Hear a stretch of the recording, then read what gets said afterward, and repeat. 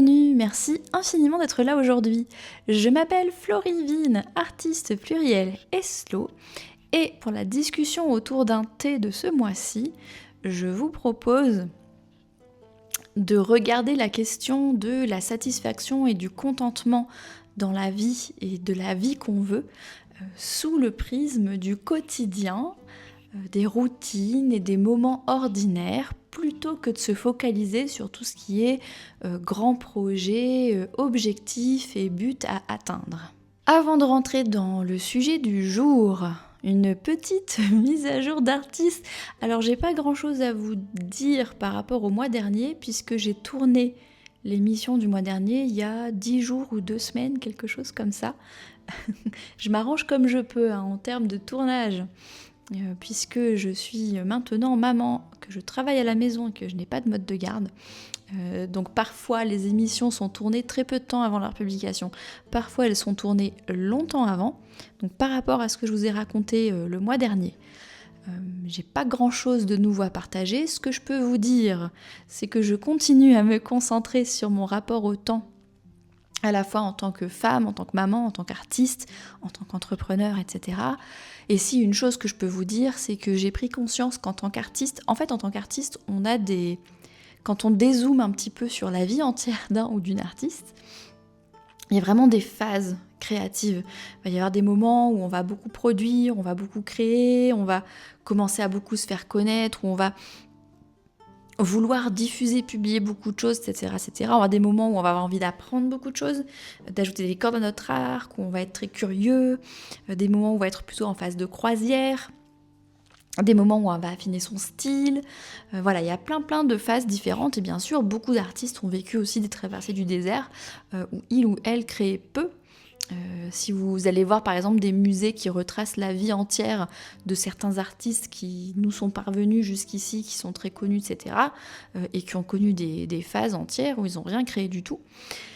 Donc ça déjà je voulais vous le dire parce que notamment les artistes, les auteurs, autrices que j'ai pu rencontrer au fil des années, eh bien certaines personnes ont vu leur carrière décoller, d'autres personnes ont arrêté de créer pendant une période, et très souvent on culpabilise de ça. Moi ça m'est arrivé, j'ai créé de moins en moins après 2020 parce que j'ai eu une sortie de jeux vidéo qui a été difficile dans ma carrière de communication. J'ai vécu un épuisement en 2022, j'ai eu du mal à m'en remettre. Et c'est vrai qu'aujourd'hui, je crée moins que ce que je créais il y a 5 ou 6 ans. Et c'est vrai que quand on regarde sur le court terme, on se dit, mais bon sang, comment est-ce que je me qualifie d'artiste alors que j'écris et je crée, je peins moins qu'avant, etc. Mais je pense que si on dézoome sur une vie entière, c'est tout à fait normal de vivre des périodes où on crée moins. Surtout que non seulement j'ai eu cette phase-là, mais en plus maintenant j'ai un enfant. Donc jusqu'à ce qu'elle aille à l'école et que je sois peut-être plus libre de mon temps aussi, c'est normal de traverser une phase en tant que nouvelle maman où je crée moins. Donc si vous faites partie des personnes qui êtes très créatives, qui avaient fait beaucoup de choses, qui voulaient continuer à développer une œuvre créative, que ce soit dans un but professionnel ou pas, j'ai envie de vous rassurer sur le fait que si vous avez des phases, mais même qui durent des années, où vous ne créez pas, ce n'est pas bien grave. Ça fait partie de la vie, du flux et du reflux quelque part de l'écosystème créatif de la vie d'un artiste, et c'est tout à fait ok. Vous pouvez choisir d'abandonner complètement, mais souvent quand on est appelé par la créativité, on finit par y revenir, par avoir envie d'y revenir. Et moi je ne peux que vous encourager à revenir à la créativité sans culpabiliser d'avoir ou de ne pas avoir créé dans le passé. Il n'est jamais trop tard pour commencer non plus, ça c'est un autre sujet. Mais il y a des gens qui ont eu leurs premières œuvres d'art, qui ont commencé leur édifice créatif à 40, 50, 70 ans. Il n'y a pas d'âge. Il n'y a pas d'âge et c'est ok de s'arrêter en cours de route et de reprendre plus tard. Tout ça pour vous dire que là où j'en suis dans ma phase d'artiste, c'est de retourner à l'atelier pour réexpérimenter, un peu me reconnecter avec l'artiste débutante que j'étais il y a quelques années et refaire des défis créatifs, refaire des exercices, voir un peu où ça me mène, retrouver aussi peut-être le plaisir de créer ce que j'ai envie de créer, voir ce qui sort, affiner mon style, voir un petit peu l'artiste que je suis devenue ces dernières années, parce que j'ai beaucoup changé en tant que personne dans les autres aspects de ma vie. Je me suis mise à mon compte, je me suis lancée à temps plein en tant qu'artiste, je suis devenue maman.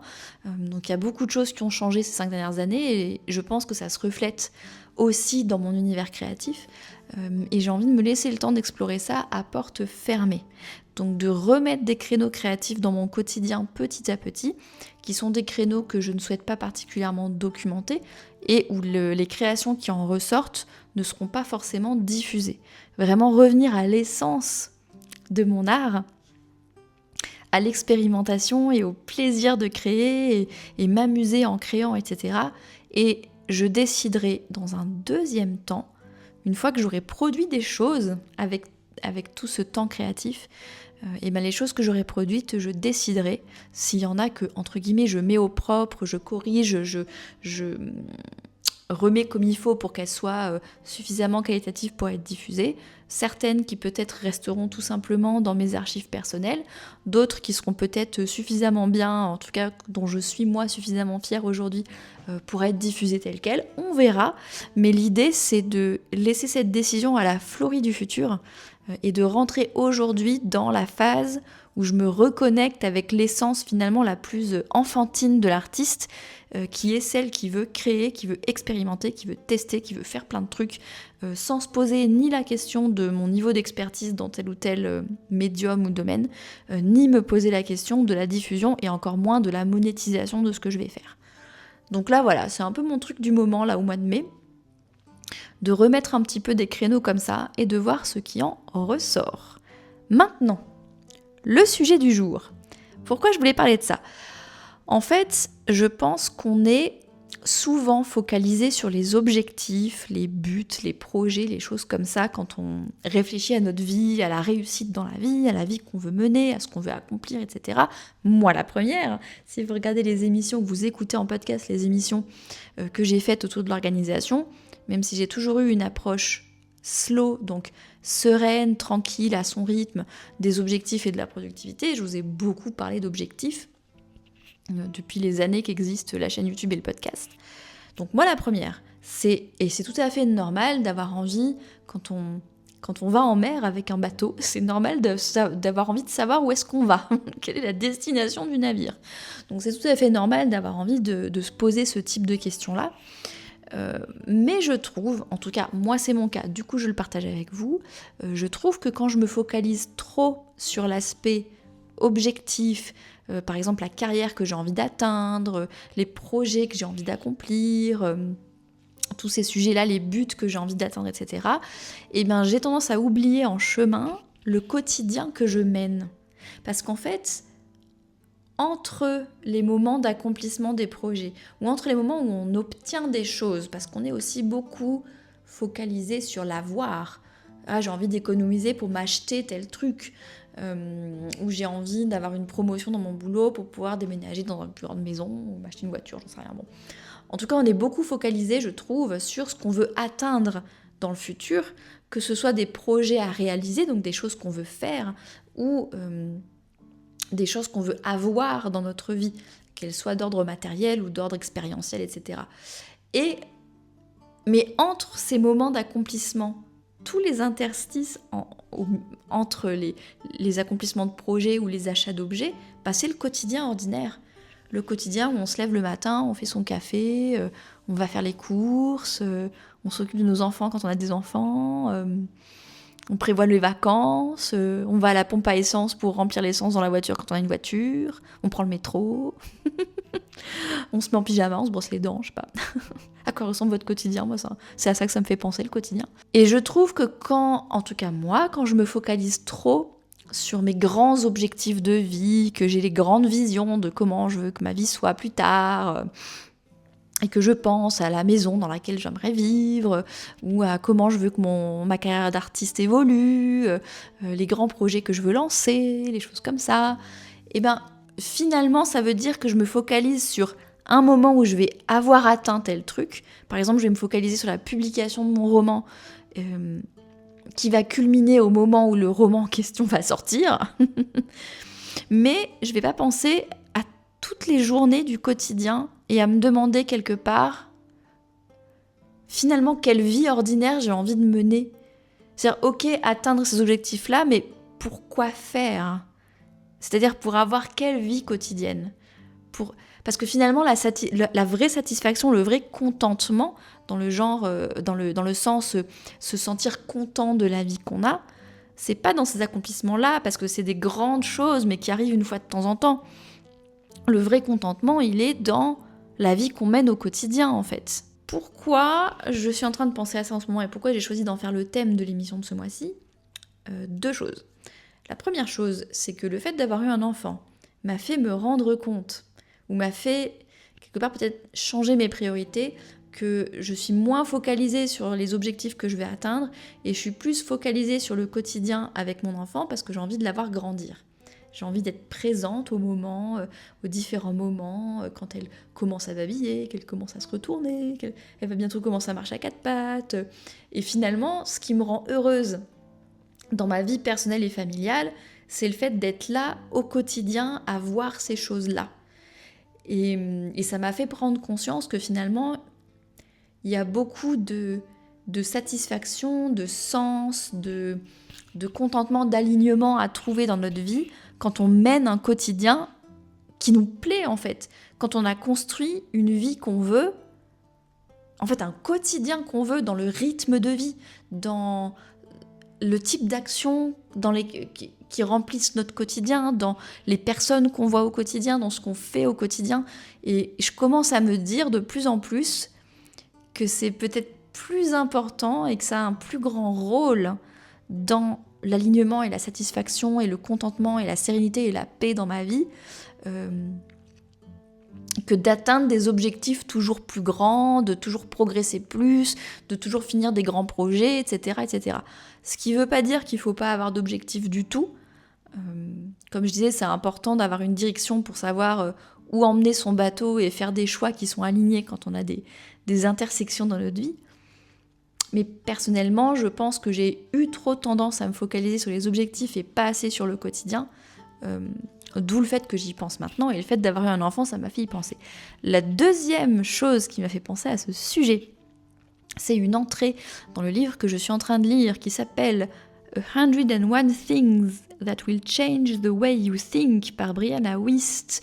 Donc moi je lis en anglais, mais il est traduit en français.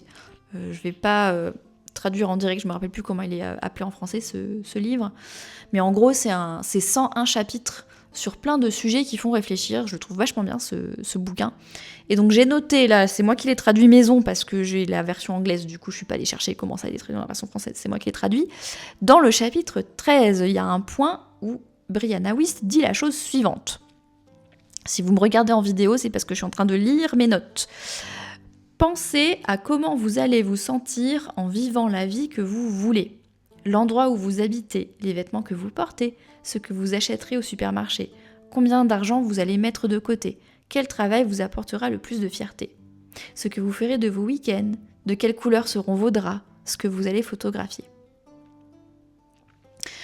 Et en gros, ce chapitre-là, c'est un chapitre qui rassemble des choses auxquelles penser plutôt que de ressasser ce qu'on est en train de ressasser en ce moment, en gros. Et elle note 101 idées de trucs à penser plutôt que ça. Et donc cette idée, c'est penser à quoi va ressembler la vie que vous voulez, mais dans son quotidien. Elle donne des exemples du type ce qu'on va acheter au supermarché, ce qu'on prend en photo, de quelle couleur sont vos draps. Vous voyez, ça revient vraiment à l'ordinaire de la majorité des moments qui occupent notre quotidien. Pour reprendre l'exemple de mon roman, là, la satisfaction d'avoir terminé et publié mon roman, c'est un moment. C'est le moment où je vais cliquer sur publier, ou si jamais j'étais publié à compte d'éditeur, si c'est un roman que je souhaite envoyer à d'autres éditeurs, ce serait le moment où je reçois le oui de la part de l'éditeur, ou le moment où je reçois par la poste le livre imprimé, publié de la part de l'éditeur avec la date de sortie, etc. machin. C'est un moment en particulier. Alors que la vie ordinaire du quotidien, donc en tant qu'écrivain par exemple, ça va être le fait de se mettre devant l'ordinateur tous les jours et d'écrire le chapitre, de corriger les erreurs, le moment où le roman il sort, c'est un moment, mais il a peut-être été écrit pendant des années ce roman. Et à quoi ressemble le quotidien d'écrivain de pendant que je suis en train d'écrire le roman. C'est-à-dire que c'est bien beau de me concentrer sur l'objectif de j'ai envie d'avoir publié mon roman, mais est-ce que le quotidien d'être en train de l'écrire, enfin mon quotidien en général dans lequel il y a une routine d'écriture, est-ce que c'est un quotidien qui me plaît ? Qu'est-ce qui me satisferait dans mon quotidien ordinaire ? Justement, pensez à comment vous allez vous sentir en vivant la vie que vous voulez. Dans la vie d'artiste que je veux, à quoi ressemble le quotidien de la création d'un roman de fiction ? Est-ce que c'est un moment où je m'installe devant mon ordinateur, avec un thé chaud à côté de moi ? Il est quelle heure ? Où est mon bébé ? Est-ce qu'elle est en train de dormir ? Est-ce qu'elle a été faite garder par quelqu'un ? Est-ce que finalement je n'écris que quand elle reprend l'école ? Quel logiciel j'utilise ? Combien de temps j'y passe ? Comment je me sens pendant que je suis en train d'écrire ? Est-ce que ça me plaît ? Vous voyez, l'idée, c'est vraiment de se recentrer sur le quotidien qu'on veut mener, même dans les choses les plus ordinaires, plutôt que de se focaliser sur les grands buts. Et ça me rappelle, ça je vous en ai déjà parlé dans d'autres émissions, la coach Africa Brooke qui tient un podcast qui s'appelle Beyond the Self. C'est un podcast en anglais, je vous le dis, je vous préviens. Elle a un modèle en tant que coach qui s'appelle Be, Do, Have, qui veut dire être, faire, avoir. Où elle parle du fait que bien souvent on se concentre sur ce qu'on veut avoir, donc l'objectif qu'on veut atteindre, avoir publié le roman. Ensuite on va se demander ce qu'il faut faire pour publier le roman, et enfin on va être un écrivain publié par exemple. Et elle, sa théorie, c'est de renverser l'équation, de commencer par être, pour ensuite faire et à la fin avoir. Donc quel genre d'écrivain j'ai envie d'être dans mon quotidien ? Donc quel quotidien j'ai envie d'avoir en tant qu'écrivain ? Pour ensuite me demander ce que je vais faire dans mon quotidien pour faire avancer mon roman, à quoi ressemblent mes routines d'écriture. Et c'est une fois que j'ai réussi à devenir cette personne et à faire rentrer l'écriture dans mes routines, dans tous ces moments ordinaires qui sont entre les grands objectifs qui sont atteints. Et c'est en incarnant cette personne-là et en écrivant tous les jours qu'on finit par avoir cet objectif-là. Mais finalement, le avoir, c'est la conséquence. Et ce que j'ai envie de vous proposer aujourd'hui, c'est de se recentrer sur l'être, en fait. Quelle personne vous avez envie d'être au quotidien ? Quelles actions vous avez envie de répéter au quotidien ? Qu'est-ce qui vous satisferait au quotidien ? Peu importe ce que vous allez ou pas avoir dans le futur, mais vraiment ce qui vous convient maintenant. Et de partir du genre de quotidien qui vous conviendrait, pour peut-être altérer un petit peu ce que vous allez faire et ce que vous allez avoir à la fin. Et moi, je trouvais cette théorie du be, do, have, donc être, faire, avoir, intéressante, parce que justement dans la société, on a tendance à beaucoup se concentrer sur l'avoir, donc les objectifs qu'on veut avoir atteints, ou même les objets qu'on veut acheter, c'est-à-dire qu'on veut nous promettre, je sais pas moi, je vais donner des exemples qui sont un petit peu bateaux, mais par exemple, vous allez avoir l'image de réseaux sociaux, de l'écrivain publié qui fait sa retraite d'écriture à Saint-Malo, avec sa jolie chemise en lin, etc. machin, et puis peut-être une marque de vêtements va reprendre cette imagerie-là pour vendre ses chemises en lin. Et du coup, en voyant cette imagerie, on se projette dans j'ai envie d'avoir écrit, c'est quand même vachement cool. Ben, peut-être que si j'achète cette même chemise en lin, je vais avoir l'air aussi cool que le type sur la photo, j'en sais rien. C'est vraiment très simpliste ce que je suis en train de dire, c'est juste pour montrer que le marketing d'aujourd'hui, la pub et même l'influence sur les réseaux sociaux, etc., nous montre des images donc d'avoir. Donc les images les vêtements que les gens portent, les produits que les gens utilisent dans ces publicités ou dans ces trucs comme ça, pour promettre justement un certain quotidien. Mais en gros, on nous promet un petit peu la version facile qui est « il vous suffit d'avoir tel truc pour pouvoir être cette personne ». Alors que moi, ce que j'ai envie de vous proposer, c'est de mettre un petit peu de côté l'avoir. Peut-être qu'après, si vous avez besoin d'outils, de matériel, pour les routines et les habitudes et les choses comme ça que vous avez choisi de mettre dans votre quotidien, rien ne vous empêche de les acheter. Je ne suis pas en train de dire qu'il ne faut rien acheter ou qu'il ne faut pas avoir de choses. Mais l'idée, c'est que ce soit ça la conséquence, ce soit à la fin, mais qu'on commence par se concentrer d'abord. Si j'ai envie, par exemple, de faire une retraite d'écriture à Saint-Malo, je sais pas si c'est le meilleur exemple, mais plutôt que de se dire je vais acheter la même chemise en lin que le type qui est sur la pub là, à Saint-Malo, peut-être que je peux commencer par me renseigner sur le prix des billets de train, le prix des hôtels, les machins, et à quoi ressemblerait pour moi un week-end d'écriture à Saint-Malo, si j'ai envie de le mettre dans mon quotidien, à quoi ça ressemblerait dans mon quotidien ordinaire à moi, dans ma vie à moi, qu'est-ce qui m'apporterait le contentement ? En fait, de ramener ça sur la vie qu'on mène, en fait, sur qui on est, sur ce qu'on fait, sur les actions qu'on répète au quotidien, plutôt que de se projeter dans une espèce de fantaisie de quelque chose qui est une image figée et qui correspond pas du tout au quotidien associé, en fait. Donc ça, c'est intéressant. La première chose, se recentrer sur la personne qu'on veut être et ce qu'on veut ressentir au quotidien, le type de vie qu'on a envie de mener au quotidien, du lever au coucher, plutôt que de penser qu'à des grandes idées, des grands projets, des grands objectifs. Et ça amène à se demander quel quotidien veut-on vraiment ? Qui est une chose dont j'avais envie de vous parler aujourd'hui, parce que justement, pour reprendre l'exemple de l'écrivain, mais on va partir sur d'autres exemples après, c'est qu'il y a beaucoup de personnes, j'ai remarqué, par exemple des personnes qui débutent dans l'écriture, qui demandent des conseils, etc., où je me rends compte qu'en discutant avec, ce que ces personnes veulent, c'est d'avoir écrit un livre, d'avoir la fierté d'avoir le livre entre leurs mains, etc., mais que quand on leur explique que le vrai quotidien derrière, c'est qu'il faut apprendre les théories de narration, qu'il faut se renseigner, qu'il faut faire des exercices, peut-être des ateliers, après chacun sa manière d'apprendre à écrire, mais en tout cas, il faut apprendre des choses. Il faut écrire tous les jours, il faut avoir de la persévérance, de la patience. Les textes en général sont de meilleure qualité quand on les fait relire par d'autres personnes, qu'on appelle des bêta-lecteurs et bêta-lectrices. Mais ce qui veut dire accepter de recevoir une critique sur ce qu'on a écrit. Et après, il faut revenir sur le texte, il faut le corriger, il faut l'affiner. Et ça, c'est pas l'aspect le plus sympa du processus d'écriture. Hein. L'aspect sympa, c'est quand on crée quelque chose, qu'on donne corps à nos idées.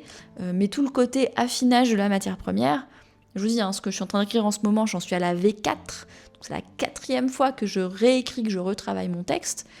C'est pas drôle tous les jours, vous voyez.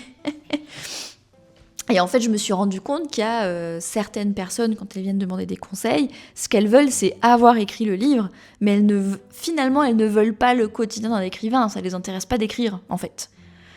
Vous voyez ce que je veux dire ? Donc, du coup, ce que j'amène à se poser comme question, et ce qui est moi la question que je me pose en ce moment en tant qu'artiste indépendante, qui suis aussi une femme, une épouse, une maman, etc. Donc moi en tant qu'être humain en général, quel est le quotidien que je souhaite vraiment mener ?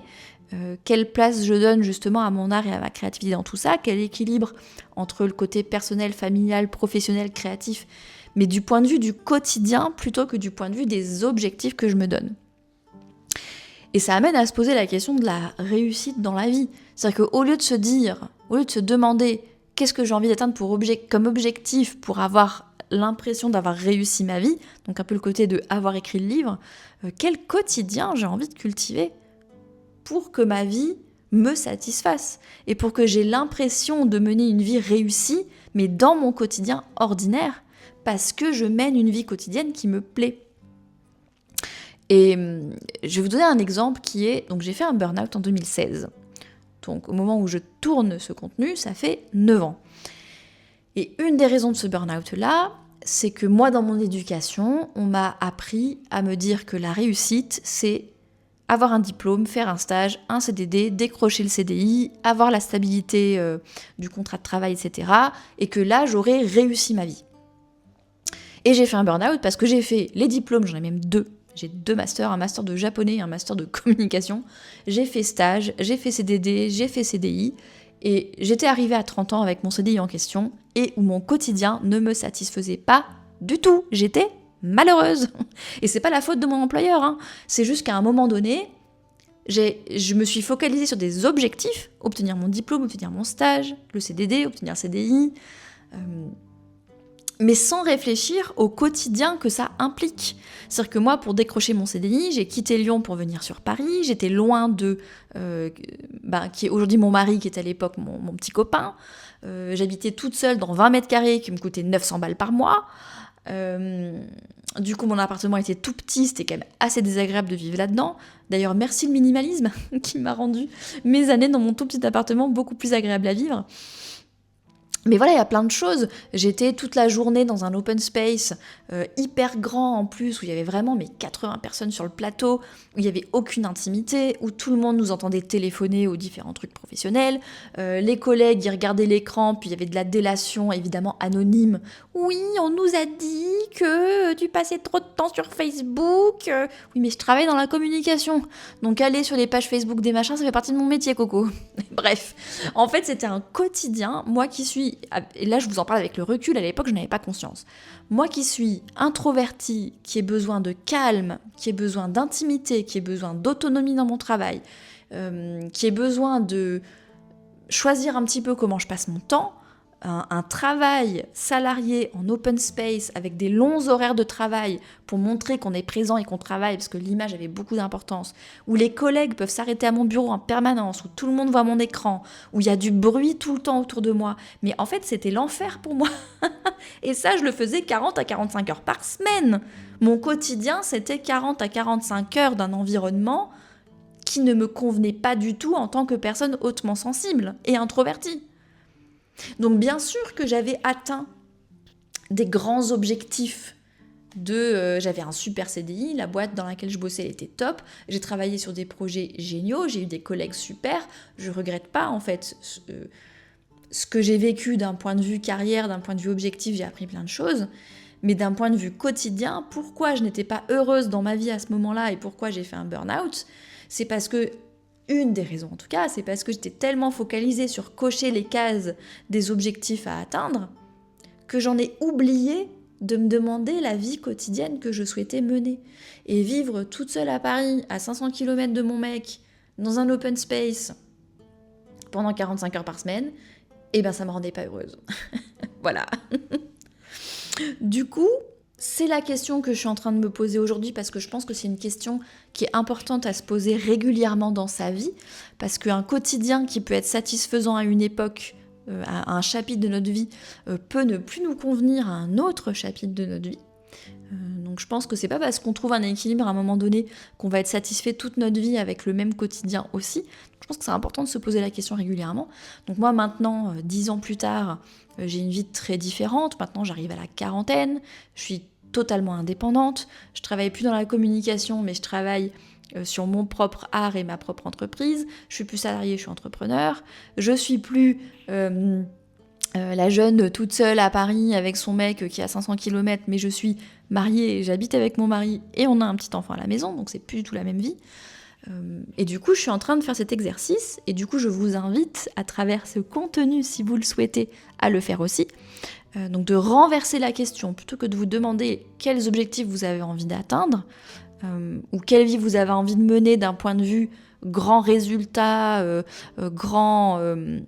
grandes étapes à cocher, genre la promotion au travail, acheter une maison, je sais pas quoi, je vous invite à vous demander quel quotidien vous souhaitez cultiver en fait. Comment est-ce que vous avez envie de vous sentir au quotidien ? De quoi ou de qui avez-vous envie de vous entourer ? Dans quel type d'environnement avez-vous envie d'évoluer ? On peut reprendre ce que proposait Brianna Wiest, quelle est la couleur de vos draps ? Dans quel type de logement est-ce que vous vivez ? Dans quel type de ville ? Est-ce que c'est grande ville ? Est-ce que c'est village ? Est-ce que c'est machin ? La place que prend le travail dans votre quotidien ? Où est-ce que vous allez faire vos courses ? Qu'est-ce qui vous détend le soir ? Est-ce que vous vivez seul ou à plusieurs ?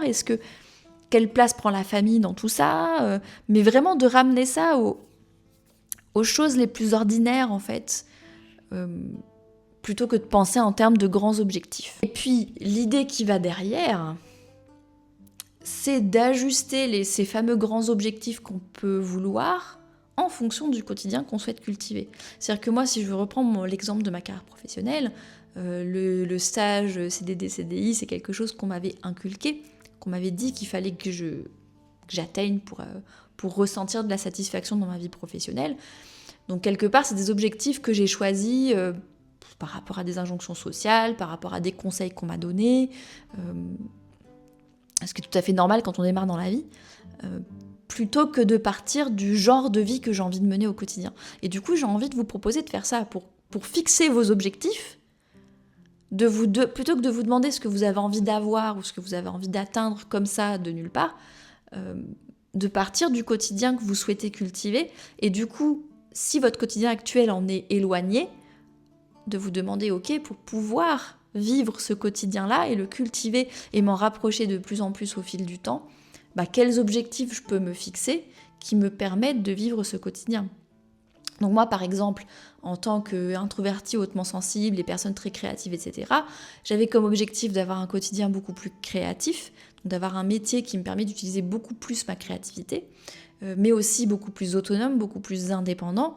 Et du coup, c'est là que je me suis fixé l'objectif de me mettre à mon compte et de devenir artiste indépendante, parce que je me suis rendu compte que pour cultiver le quotidien qui me convient le mieux, en termes de carrière professionnelle, c'était beaucoup plus pertinent pour moi personnellement de devenir artiste entrepreneur plutôt que de continuer une carrière salariée dans une grande entreprise, etc. Donc là, c'est un exemple évidemment personnel.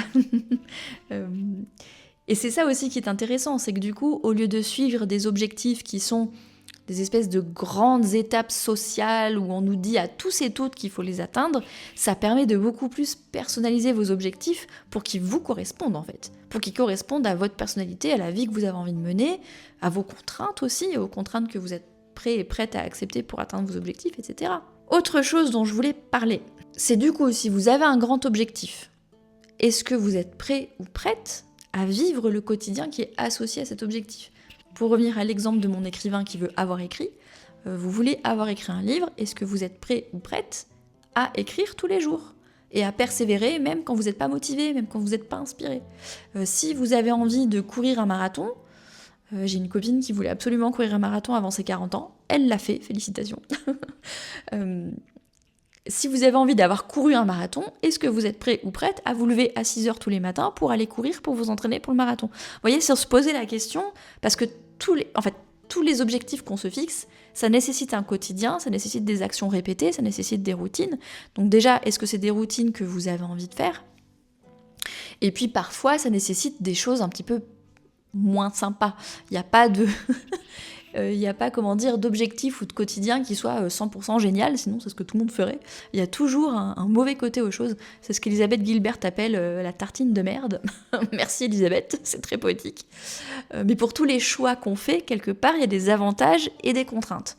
Et du coup, c'est aussi se poser la question, est-ce que vous êtes prêt ou prête à vivre les contraintes associées à l'objectif que vous vous fixez. Donc moi, par exemple, quand j'ai construit ma stratégie d'artiste indépendante, la question était, est-ce que je suis prête à assumer les contraintes associées au fait d'être entrepreneur et pas salarié, et même entrepreneur et pas freelance, parce que j'ai été freelance pendant 7 ans, et être à son compte et entrepreneur, c'est-à-dire ne pas être payé par un gros client qui va payer la majorité de mon salaire, mais qu'en gros avoir mes revenus qui viennent de créations que je vais vendre à plein de personnes qui vont chacun dépenser 20 € et ça va me donner un salaire à la fin du mois, c'est pas du tout les mêmes opportunités, mais c'est pas du tout les mêmes contraintes non plus. Donc est-ce que je suis prête à vivre ces contraintes-là ?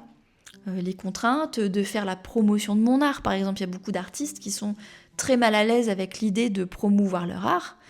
Est-ce que je suis prête à me former au marketing, à vendre, à diffuser ce que je propose et à le défendre en fait, à être ma première cliente et à défendre la qualité de ce que je propose ? Est-ce que je suis prête à ne pas avoir de salaire fixe tous les mois ? Est-ce que je suis prête à faire ma propre compta parce que je suis pas salariée et que du coup c'est pas le comptable de ma boîte qui le fait, c'est moi ? Est-ce que je suis prête si j'ai plus de revenus du tout à pas avoir de chômage ? Là par exemple, mon congé maternité, je n'ai pas eu d'indemnité. C'était uniquement sur mon épargne personnelle. Est-ce que je suis prête à vivre ces contraintes-là ? Donc là, je vous parle de grands sujets, parce que j'ai l'exemple de la carrière, mais par exemple, je sais pas, moi, vous avez envie de courir un marathon, est-ce que vous êtes prêt ou prête à vous lever à 6h le matin pour aller courir, parce que c'est le seul horaire où vous pouvez le faire avant le réveil des enfants, par exemple. Et je trouve que quand on prend le temps de se poser la question, que c'est un objectif qui nous tient à cœur, et que le quotidien qu'on souhaite cultiver, que cet objectif nous aide à cultiver, nous tient à cœur, et en tout cas moi dans mon cas, ça m'aide à beaucoup plus facilement accepter les contraintes associées. Alors oui, ça va me gonfler toujours autant, rendre mes documents comptables tous les mois, ça m'en gonfle, faire les démarches administratives pour expliquer aux impôts que ma micro-entreprise de communication n'existe plus et que donc du coup je ne dois pas leur payer d'impôts, ça me gonfle. Moi qui suis très introvertie, répondre à tout un tas de mails commerciaux, de messages, de machins, ça me gonfle. Mais ce sont des contraintes que je suis prête à accepter pour continuer ma carrière d'artiste indépendante et donc pour continuer à cultiver le quotidien qui me satisfait, qui me rend heureuse, qui m'apporte de la sérénité, qui est aligné avec la personne, qui me permet d'avoir une vie alignée avec moi-même en fait, et à me sentir bien dans mon quotidien. Donc je trouve que c'est une réflexion qui non seulement aide à prendre conscience des contraintes qu'il y a, donc à ne pas trop idéaliser les choses, mais à rester un petit peu les pieds sur terre sur les contraintes qui sont associées, mais ça permet, en tout cas moi, ça me donne une motivation pour surmonter la procrastination. En fait, ça donne un pourquoi. Pourquoi ces contraintes, elles sont là ? Parce que ça m'aide à cultiver ce quotidien que je veux, ça m'aide à atteindre ces objectifs qui comptent pour moi. Enfin, dernière chose, du coup, quand on se fixe des objectifs, qu'ils soient personnels, professionnels, etc., une fois que l'objectif, on va dire, global est fixé, moi, ce que je me suis fait pour moi en 2025, c'est ensuite de repartir du quotidien, des routines, des actions répétées, des choses à faire tous les jours pour atteindre l'objectif. Donc pas seulement découper le projet, par exemple, je sais pas moi, si l'objectif c'est de sortir le roman, c'est pas seulement de se dire bon bah ok, faut que j'écrive 50 000 mots, donc du coup faut que j'écrive 1000 mots par jour pendant 50 jours. Ça veut dire que je vais réfléchir à ma routine d'écriture. Si je veux que le roman il soit sorti, à un moment donné, il faut que j'écrive tous les jours. Donc, comment je vais insérer ma routine d'écriture dans le quotidien ? Donc, ramener ces grands objectifs à quelque chose de quotidien, en fait, et à du coup des routines que je souhaite insérer dans ma vie. En fait, c'est partir des grands objectifs et en tirer les petites actions qu'il va falloir faire pour qu'au final, on arrive à obtenir les objectifs. Donc c'est ce que j'ai fait en 2025. J'avais tourné une vidéo d'ailleurs, qui était la vidéo bonus du mois de janvier 2025 sur Patreon. Donc si vous ne le savez pas, j'ai une page sur patreon.com, c'est un storyteller, qui permet de soutenir la création de ce type de contenu gratuit à partir du prix d'un café. Et une des contreparties qui est accessible à tous les mécènes de tous les paliers, donc à partir du prix d'un café, c'est un contenu bonus chaque mois, qui est parfois une vidéo, parfois un fichier, enfin parfois une discussion audio à la manière d'un podcast, enfin c'est un podcast privé de fait, donc il y en a un par mois, et donc celui du mois de janvier 2025, c'est le moment où j'ai présenté mes quelques objectifs, je crois qu'il y en a que 2 ou 3, et où j'ai présenté en fait les routines et actions associées. Donc vraiment ce mode de pensée où au lieu de découper les objectifs en étapes, en projets, en machin, en je sais pas quoi, j'ai simplement associé des routines qui me permettent de cultiver le quotidien, déjà un quotidien qui me satisfait et que je suis prête à suivre sur le long terme, et un quotidien qui m'amène à atteindre mes objectifs. Je vais vous donner un exemple. C'est que comme un de mes objectifs, c'est par rapport à la création, donc à créer plus de choses en tant qu'artiste, eh bien l'espèce de règle entre guillemets de routine que je me suis fixée, c'est de ne pas passer plus de 2 jours d'affilée sans rien créer. Créer au sens large. Même si je fais que d'ouvrir mon fichier, par exemple, de roman, que je relis la scène précédente et que je fais que de corriger une virgule, je le compte comme un créneau. C'est-à-dire que j'ai consacré du temps à la créativité. Donc de vraiment proactivement me mettre un créneau de création dans mon quotidien, au moins un jour sur 2. Donc si hier, il n'y a pas eu de créneau de création, il faut qu'il y en ait un aujourd'hui. Un exemple tout simple de comment j'ai dérivé un objectif en routine quotidienne. Donc 2 propositions d'action avant de terminer ce contenu. Si vous avez envie, ça vous inspire, si vous voulez tester. La première chose, ce serait de prendre votre journal si vous en avez un, et de prendre le temps d'imaginer la vie que vous voulez dans votre quotidien et vraiment dans les choses les plus ordinaires. À quoi ressemblerait une journée du lever au coucher, avec toutes les choses les plus ordinaires possibles de votre vie, dans un quotidien de la vie que vous voulez. Donc un quotidien qui vous satisfait, qu'est-ce que vous avez envie de construire comme quotidien ? Et ça peut tout à fait ressembler au quotidien que vous avez déjà. Tout à fait ok de mener une vie quotidienne qui nous plaît déjà. Donc voilà, une première action que je peux vous proposer de faire si vous en avez envie, une session de journal où vous vous posez pour vous demander à quoi ressemble un quotidien qui vous satisfait, qui vous convient, qui vous plaît, que vous auriez envie de cultiver et de continuer à vivre sur le long terme dans votre vie. Et deuxième proposition d'action que je peux vous proposer, c'est que si vous avez des objectifs, qu'ils soient personnels, créatifs, professionnels, de loisirs, de santé, de carrière, peu importe. Si vous avez des objectifs que vous vous êtes posés, par exemple en début d'année ou quoi, eh bien prenez le temps de vous poser sur chacun de ces objectifs-là et de vous demander quel type de routine, d'action répétée, quel type de quotidien en fait vous avez besoin de cultiver pour atteindre cet objectif. Et du coup, est-ce que ces routines et ce quotidien-là vous plaît en fait? Est-ce que c'est quelque chose que vous êtes prêt ou prête à faire au quotidien pour atteindre cet objectif? Et si c'est pas le cas, ça peut être peut-être réfléchir à une autre façon de l'atteindre, un autre type de quotidien, un autre type d'action répétée, un autre type de routine qui vous conviendrait mieux. Ou alors peut-être qu'il faut réviser cet objectif. Partir d'un quotidien que vous êtes prêt et prête à vivre, qui vous rendrait heureux, heureuse. Et que peut-être ça nécessite de changer un petit peu les paramètres de vos objectifs. Mais en gros, je vous propose de faire cet exercice, de réfléchir au quotidien qu'il faut pour que cet objectif soit atteint. Voilà pour les 2 propositions d'action que je m'étais notées dans mes notes pour vous avant de vous quitter. Je vous remercie d'avoir consulté ce contenu jusqu'au bout, j'espère qu'il a été inspirant, que je suis pas trop partie dans tous les sens. Si vous avez des idées à partager, si vous avez des questions, s'il y a des aspects que vous souhaitez que j'approfondisse sur ce sujet-là, n'hésitez pas à me le dire. Vous pouvez le faire en commentaire sous la vidéo YouTube si vous le consultez en vidéo. Vous pouvez aller me voir sur l'Instagram de Café aux Étoiles. Vous pouvez même mettre un commentaire sous les notes de l'émission sur le site fourierteller.com. C'est un espèce de blog, donc il y a un espace commentaire. Vous pouvez laisser un commentaire si vous en avez envie. Vous pouvez m'envoyer un mail sur bonjour@caféauxétoiles.fr. Voilà, plein de façons. Vous pouvez rejoindre le Discord aussi de Café aux Étoiles pour venir parler de ce contenu et partager vos idées, vos questions, vos routines, vos envies, vos inspirations, vos conseils. Ce sera avec grand plaisir. En attendant, je vous remercie d'avoir consulté ce contenu jusqu'au bout. Je vous souhaite une belle journée, une excellente soirée et à la prochaine!